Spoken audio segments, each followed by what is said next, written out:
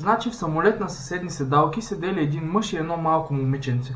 И сега мъжът решил да се поизбазика малко с хлапето и му казал: искаш ли да поговорим за нещо по-интересно, нали, докато пътуваме да мине времето.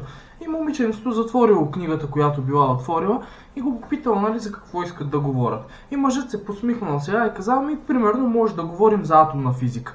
И момиченцето казало: добре, обаче преди да заговорим за атомна физика, аз имам един въпрос към вас. Значи, кон, овца и крава ядат една и съща храна – трева. Защо тогава обаче, акото им е различно? Овцата прави малки топченца, конят прави големи сухи топки, а кравата прави големи купчинки.